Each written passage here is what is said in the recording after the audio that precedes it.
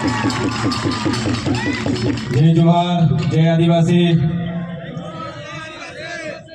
આજના યુનો દ્વારા ઘોષિત 13મી સપ્ટેમ્બર વિશ્વ આદિવાસી અધિકાર દિવસના આજના કાર્યક્રમમાં ઉપસ્થિત આદિવાસી સમાજના સન્માનીય આદરણીય નિવૃત્ત આઈએએસ આઈપીએસ તમામ અધિકારી ગણ જેમનો અવારનવાર આપણને સમાજના યુવાનોને માર્ગદર્શન મળી રહી છે એવા તમામ અધિકારીગણ, મંચસ્થ તમામ વડીલોએ સાથે સાથે સામે ઉપસ્થિત તમામ ક્રાંતિકારી યુવાનો, માતા બહેનો અને તમામ સાથી મિત્રોનો આજના કાર્યક્રમમાં મારા સેવા જોહાર કરું છું, નમન કરું છું, પ્રણામ કરું છું।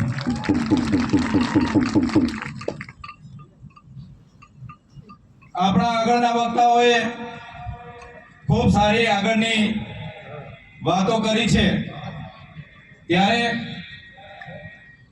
એના પરથી આપણે બધા જાણીએ છીએ કે આપણો આદિવાસી સમાજનો ઇતિહાસ ખૂબ જૂનો છે, વર્ષો જૂનો આપણો ઇતિહાસ છે। આદિ અનાદિકાળથી આદિવાસી સમાજ અહીં વસે છે, મૂળ માલિક છે। તમે જોયું હશે હજારો સાલ પહેલાની સિંધુકીની સંસ્કૃતિ, મોહેંજો-દડોની સંસ્કૃતિ, એ વખતે પણ આદિવાસી સમાજની સભ્યતા આપણને ઇતિહાસમાં જોવા મળે છે। તમે રામાયણ ઉઠાવીને વાંચો, એમાં વાલ્મીકી હશે, હનુમાનજી હશે, નિષેધ હશે કે સબરી હશે, પણ આપણા પૂર્વજો હતા। તમે મહાભારત ઉઠાવીને વાંચો, વીર એકલવ્ય આપણા પૂર્વજ હતા। તમે થોડી સદીની આગળ જશો, એ સદીઓના જે યોદ્ધાઓ હતા, તમે મહારાણા પ્રતાપનો ઇતિહાસ જોશો, એમની સાથે જે લડવાવાળા પૂજાબીલ, દુધાબીલની આખી સેના હતી। તમે શિવાજી મહારાજનો ઇતિહાસ જોશો, એમાં જે બાવલાબીલની આખી સેના હતી। તેવી જ રીતે તમે તમામ રજવાડાઓ ભૂતકાળમાં જોયા હશે, આદિવાસીઓના રજવાડા હતા। અમદાવાદની વાત કરું, આસાભીલનું રજવાડું હતું।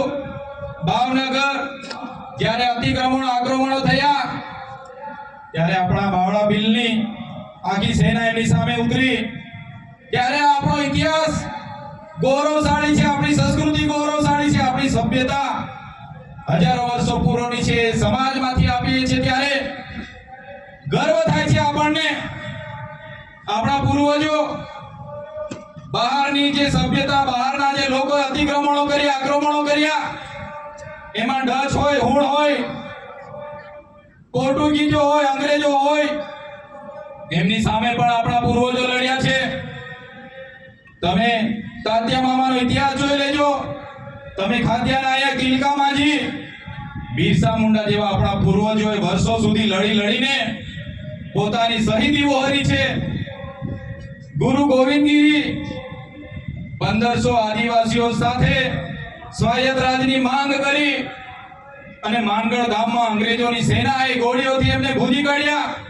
ત્યાં આપણા 1500 આદિવાસી ક્રાંતિવીરો શહીદ થયા, છતાંય આપણા પૂર્વજોને જ્યારે ઇતિહાસમાં સ્થાન નથી મળ્યું, ત્યારે આપણને દુઃખ થાય છે। તમે દેશની આઝાદીમાં આપણા પૂર્વજોનું આટલું યોગદાન હતું, દેશ આઝાદ થયા પછી દેશના વિકાસમાં પણ આપણા સમાજનું ખૂબ મોટું યોગદાન છે। જ્યારે નર્મદા ડેમની વાત હતી, જ્યારે કરજણ ડેમ, ગઢાણા ડેમની વાત હતી, જ્યારે ઉકાઈ ડેમની વાત હતી, જ્યારે વિસ્તારોમાં રોડ રસ્તા કાઢવાની વાત હતી, જ્યારે આપણા વિસ્તારોમાં જીઆઈડીસી, જીએમડીસી લાવવાની વાત હતી, ખાણ ખનીજ માટે જમીનો આપવાની વાત હતી, દેશના વિકાસ માટેની વાત હતી, એ કાકરાપાર હોય કે તમામ જગ્યાએ આપણા આદિવાસી સમાજે ગામડા ખાલી કરીને દેશમાં વિકાસમાં યોગદાન આપ્યું છે। છતાં આજે આઝાદીના 78 વર્ષ થયા, આજે પણ આપણે અધિકારો માટે આજે રોડ પર ઉતરવું પડે છે। અમારા જેવા ચૂંટાયેલા પ્રતિનિધિઓ માટે પણ દુઃખની વાત છે।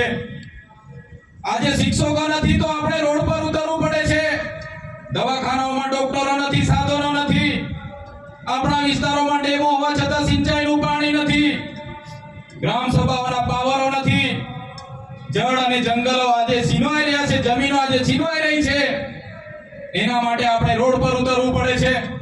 અનુસૂચિત 5 માટે અનુસૂચિત 5 હોય કે પૈસા 1 માટે લડવું પડી રહ્યું છે. આજે શાળાઓના શિક્ષણ, આરોગ્ય, સિંચાઈ, પીવાના પાણી માટે જ્યારે આપણને રોડ પર ઉતરવું પડે છે, ત્યારે હું કહેવા માંગુ છું, ક્યાં સુધી આપણે લડાएंगे जीतेंगे मुर्दाबाद जिंदाबाद આવેદન નિવેદન ક્યાં સુધી કરતા રહીશું?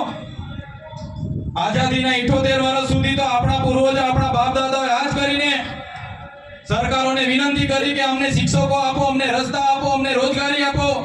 છતાંય આજ દિન સુધી આદિવાસી સમાજ પ્રત્યે સરકારોએ ધ્યાન નથી આપ્યું. એટલા માટે જ આગળ પણ મેં કીધું હતું, આજે પણ હું કેમ છું, આ ગાંધીનગરની પાટનગરની ભૂમિમાંથી જે પણ મારા સમાજના વડીલો અહીંયા બેઠા છે, એ સમાજના વડીલોને હું વિનંતી કરું છું, અમારા જેવા યુવાનોને માર્ગદર્શન આપજો. તમારા માર્ગદર્શન સાથે લઈને આવનાર દિવસોમાં સાહેબ, જો આ સરકારો આદિવાસી સમાજની વિકાસ નહીં જ કરવા માંગતી હોય તો સરકારોને હવે લડેંગે જીતેંગે જિંદાબાદ મુર્દાબાદ આવેદન નિવેદન આપવા માટે અમે હવે તૈયાર નથી. અમે અલગ ભીલ પ્રદેશ બનાવવા માંગીએ છીએ. અમારો ભીલ પ્રદેશ હતો, દેશ આઝાદ થયો અને એ ભીલ પ્રદેશને રાજસ્થાન, મધ્યપ્રદેશ, મહારાષ્ટ્ર અને ગુજરાતમાં વેચી દેવામાં આવ્યો છે. આજે પણ અમારા ચારો રાજ્યમાં વહેંચાયેલો ભીલ પ્રદેશ આજે પણ અમારી રહેણી કહેણી, અમારી સંસ્કૃતિ, અમારી પરંપરા, અમારી બોલી ભાષા, આજે પણ અમારા સામાજિક પ્રસંગો, આજે પણ દરેક રાજ્ય સાથે અમારા રોટી બેટીના વ્યવહારો છે. એટલા માટે જ જે 13 જિલ્લાઓ મધ્યપ્રદેશ, 12 જિલ્લાઓને રાજસ્થાન, 14 જિલ્લાઓ ગુજરાતમાં છે, 12 જિલ્લાઓ નંદુરબારથી લઈને પાલઘર સુધીના મહારાષ્ટ્રમાં છે. આજે પણ અમારા એકબીજા સાથેના નાતા જાતા રોટી બેટીના વ્યવહારો છે. ત્યારે અગર આ સરકારો આદિવાસીનો વિકાસ નથી કરવા માંગતી તો અમારો ભીલ પ્રદેશ અમે બનાવીશું, એની રાજધાની કેવડિયા બનાવીને અમે રહીશું. કેવડિયા એટલા માટે બનાવીશું સાહેબ, કેવડિયામાં આપણી ખૂબ મોટી જમીનો છીનવાઈ રહી છે, નર્મદા ડેમમાં આપણા ગામડાઓ વિસ્થાપિત થયા છે, ત્યાં વીજળીનું ઉત્પાદન થાય છે, છોટાઉદેપુરમાં રેતીની ખાણો છે, ઝઘડિયા રાજવાડીમાં લિગ્નાઇટની ખાણો છે. આપણી પાસેથી બધું છીનવાઈ રહેલું છે ને આદિવાસી સમાજને કોઈ પૂછતું નથી. એટલા માટે અલીરાજપુર જાંબુવાને પણ નજીક પડશે, મહારાષ્ટ્ર નંદુરબારથી લઈને પાલઘરને પણ નજીક પડશે, ગુજરાતના અંબાજીથી ઉમરગામ સુધીના લોકોને પણ સેન્ટરમાં પડશે અને રાજસ્થાનના લોકોને પણ સેન્ટરમાં પડશે. આ સરકારો જો વિકાસ કરવા નહીં માંગશે તો અમે જે લડાઈ લડવી પડશે તે લડીશું, કેવડિયાને રાજધાની બનાવીશું ને અલગ રાજ્ય ભીલ પ્રદેશ બનાવીને રહીશું. આ અમારા અધિકારો છે, સંવિધાને આપેલા અધિકારો છે. સંવિધાનના આર્ટિકલ તમે વાંચી લેજો. જે રીતે તેલુગુ લોકોનું તેલંગાણા બન્યું, તમિલ લોકોનું તમિલનાડુ બન્યું, મરાઠાઓનું મહારાષ્ટ્ર બન્યું, ગુજરાતીઓનું ગુજરાત બન્યું, નાગા લોકોનું નાગાલેન્ડ બન્યું, પંજાબીઓનું પંજાબ બન્યું, ઝારખંડ બન્યું, છત્તીસગઢ બન્યું, એવી જ રીતે અમે આદિવાસી ભીલોને અલગ ભીલ પ્રદેશ આપો, અમે અમારો વિકાસ કરી લઈશું. જે રીતે અમેરિકામાં આપણા કરતા ઓછી વસ્તી છે છતાં 50 રાજ્યો છે, ત્યારે દેશમાં આજે 28 રાજ્યો અને 8 કેન્દ્ર શાસિત પ્રદેશો છે. 29મું રાજ્ય ભીલોનું બને, આદિવાસીઓનું બને, એમાં કોઈ પણ પાર્ટી, કોઈ પણ સરકારોને એ બાબતે વિરોધ નહીં હોવો જોઈએ. અમારા આદિવાસીઓને અલગ અલગ રાજ્ય આપી દેવું જોઈએ. આજે આ મૂળ માલિકો સાથે આટલા બધા અન્યાય થાય છે. આજે દેશમાં 8% આદિવાસી વસે છે, આજે ગુજરાતમાં 15% આદિવાસી વસે છે, પણ સારી શાળાઓ નથી આપવામાં આવતી, સારા શિક્ષકો નથી આપવામાં આવતા, સારી સુવિધાઓ નથી આપવામાં આવતી. એટલા માટે અમારા છોકરાઓ આજે, છોકરાઓમાં ટેલેન્ટ છે, સ્કિલ છે, પણ આપણા છોકરાઓ ભણી નથી શકતા. આજે 15% વસ્તી છે. તમે મને બતાવો આ ગાંધીનગરના સચિવાલયમાં 100 માંથી 15 સેક્રેટરી આદિવાસી છે? નથી. આઈપીએસ આઈએસ 100 માંથી 15 આપણા છે? નથી.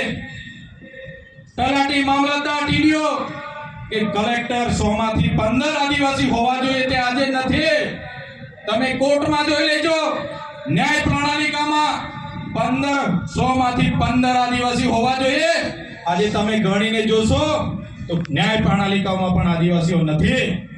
આજે તમે રિયલ એસ્ટેટમાં જોઈ લો, રિયલ એસ્ટેટમાં તમે આદિવાસી વિસ્તારની બાજુમાં બરોડા હોય કે સુરત હોય, તમે સર્વે કરાવી લેજો કેટલા લોકો રિયલ એસ્ટેટમાં આદિવાસી છે. તમને 80% મજૂર આપણા આદિવાસી મળી જશે. એવી વ્યવસ્થાઓ સરકારોએ કરેલી છે. એટલા માટે કહીએ છીએ, જો આદિવાસી સમાજનો આવનાર દિવસમાં આ લોકો વિકાસ કરવા નહીં મળશે, તે દિવસે અમે સંવાદ પણ સાઈડ પર મૂકીશું, સંવિધાન પણ બાજુ પર મૂકીશું. અમે અમારા તીર કામઠા ફાલિયા ભાલાઓ લઈને અમારા ભીલ પ્રદેશ બનાવવા માટે નીકળી જઈશું.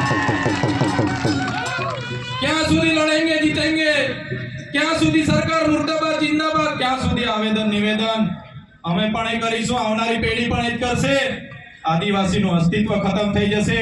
એટલે નાના મોડે મોટી વાત છતાંય આજે અમને આમંત્રણ આપ્યું અને મારા તમામ સાહેબ મિત્રો, બુદ્ધિજીવી લોકો દર વર્ષે અહીંયા ખૂબ સરસ આયોજન કરે છે. હું ધારાસભ્ય નહોતો ત્યારે પણ આ કાર્યક્રમમાં, દરેક કાર્યક્રમમાં ડોક્ટર પ્રદીપ ગરાસે સાહેબ અમને સૂચન કરે અને અમે પહોંચી જતા હતા. આજે ધારાસભ્ય તરીકે બન્યા છે, અમને અહીં આમંત્રણ આપ્યું, અમનું માન સન્માન આપ્યું, અમને બોલવાની તક આપી. એ બદલ આયોજન મિત્રો તમામનો અને અમારા માર્ગદર્શક જેમના કન્વીનરના નેજા હેઠળ આ કાર્યક્રમ આજે થઈ રહ્યો છે એવા અમારા પારગી સાહેબ, તમારું માર્ગદર્શન અમારા જેવા યુવાનોને આવનાર ભવિષ્યમાં પણ તમામ અધિકારીઓનું માર્ગદર્શન અમને મળતું રહે, એ જ આશા અપેક્ષા સાથે આજના કાર્યક્રમમાં બધા ઉપસ્થિત થયા. બધાને મારા જોહાર, ધન્યવાદ. જય આદિવાસી.